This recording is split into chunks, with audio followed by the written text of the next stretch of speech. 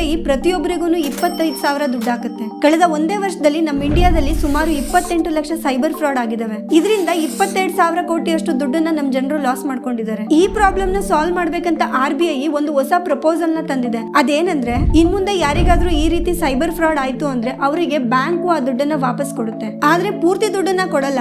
ನಿಮ್ಗೆ ಫ್ರಾಡ್ ಆಗಿರೋ ದುಡ್ಡಲ್ಲಿ 50% ಅಷ್ಟು ದುಡ್ಡನ್ನ ಮಾತ್ರ ಬ್ಯಾಂಕ್ ವಾಪಸ್ ಕೊಡುತ್ತೆ. ನಿಮ್ಗೆ ಏನಾದ್ರೂ ಈ ರೀತಿ 50,000 ಫ್ರಾಡ್ ಆಗಿದೆ ಅಂದ್ರೆ ಬ್ಯಾಂಕ್ ನಿಮ್ಗೆ 25,000 ಅಷ್ಟು ದುಡ್ಡನ್ನ ವಾಪಸ್ ಕೊಡುತ್ತೆ. ಆದ್ರೆ ಈ ಆಪರ್ಚುನಿಟಿ ಲೈಫ್ ಅಲ್ಲಿ ಒಂದೇ ಸಾರಿ ಮಾತ್ರನೇ. ನೀವು ಈ ರೀತಿ ಫ್ರಾಡ್ ಗೆ ಲೈಫ್ ಅಲ್ಲಿ ಒಂದ್ ಸಾರಿ ಮಾತ್ರ ಕ್ಲೈಮ್ ಮಾಡಬಹುದು. ಇದಕ್ಕೆ ನೀವು ಮಾಡ್ಬೇಕಾಗಿರೋದು ಇಷ್ಟೇನೆ. ಇನ್ ಮುಂದೆ ಯಾರಿಗಾದ್ರೂ ಈ ರೀತಿ ಫ್ರಾಡ್ ಆಯ್ತು ಅಂದ್ರೆ ತಕ್ಷಣ ಹೋಗಿ ಪರ್ಟಿಕ್ಯುಲರ್ ಬ್ಯಾಂಕ್ ಗೆ ಈ ವಿಷಯನ ರಿಪೋರ್ಟ್ ಮಾಡಬೇಕು.